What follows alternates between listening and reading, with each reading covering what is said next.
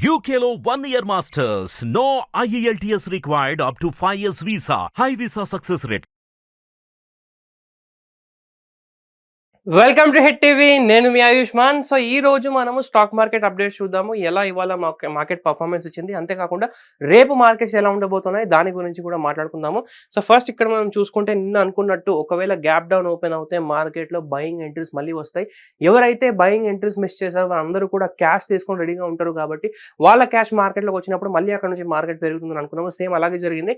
Bar కూడా మనం చూసుకుంటే ఏదైతే ఇంతకుముందు ఒక జోన్ ఉండిందో ఆ జోన్ ని బ్రేక్ చేసి ఒక బ్రేక్అవుట్ ఇచ్చిందో దాన్ని మళ్ళీ ఇవాళ రీటెస్ట్ చేయడం జరిగింది.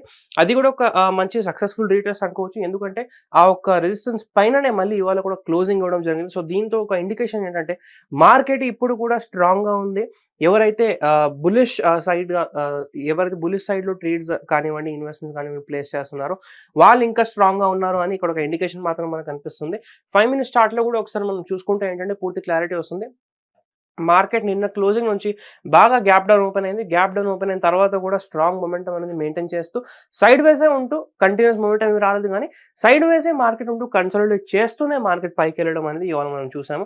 సో చూసుకుంటే కన్సోలిడేషన్ జరిగిన తర్వాత సెకండ్ హాఫ్ లో మనకు ఒక బ్రేక్అవుట్ వచ్చింది. దాని తర్వాత మళ్ళీ ఈ యొక్క లెవెల్ ని బ్రేక్ చేయడానికి చాలాసేపు మార్కెట్ ఇక్కడ కన్సోలిడేషన్ చేసి అప్పుడు డిసైడ్ చేసి మరి ఈ యొక్క లెవెల్ ని బ్రేక్ చేసి అక్కడ పైన క్లోజింగ్ ఇవ్వడం జరిగింది.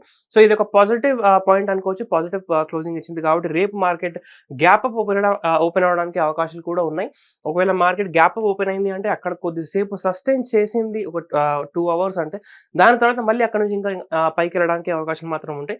కానీ ఒకవేళ మార్కెట్ ఇదే లెవెల్ దగ్గర ఫ్లాట్ గా ఓపెన్ అయింది అంటే ఏదైతే బ్లూ లైన్ మనం ఇక్కడ పెట్టుకున్నామో ఈ యొక్క రెసిస్టెన్స్ అనేది 25,192 అనేది చాలా ఇంపార్టెంట్ రెసిస్టెన్స్ కాబోతుంది. ఈ లెవెల్ పైన మెయింటైన్ చేస్తే మళ్ళీ బయింగ్ వస్తుంది.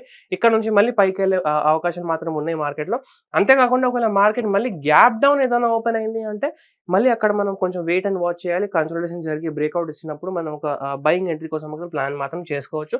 సో ఇది మన స్ట్రాటజీ రేపటి కోసం ఉండబోతుంది. రేపు మనం మార్కెట్లో ఓపెనింగ్ టైంలో కరెక్ట్గా వాల్యూమ్స్ కూడా అండ్ మన ప్రైస్ స్ట్రాటజీ అండ్ మన కన్సాలిడేషన్ మార్కెట్ని చూసి కరెక్ట్గా బ్రేక్అవుట్ లేదా బ్రేక్ డౌన్ చూసి మన ట్రేడ్ అనేది మనం తీసుకోవాలి. ప్రైస్ యాక్షన్ స్ట్రాటజీ అనేది చాలా ఇంపార్టెంట్. అంతేకాకుండా మన రిస్క్ రివార్డ్ రేషియోని కూడా మెయింటైన్ చేస్తూ పేషెన్స్గా మనం ఒకవేళ ట్రేడ్ కనుక తీసుకుంటే తప్పకుండా ప్రాఫిట్స్ వచ్చే అవకాశం మాత్రం ఉంటాయి. అలాగే రేపు మార్కెట్లో ఏం జరగబోతుంది అని మీరు అనుకుంటున్నారు అది కూడా కింద కామెంట్లో తెలియజేయండి.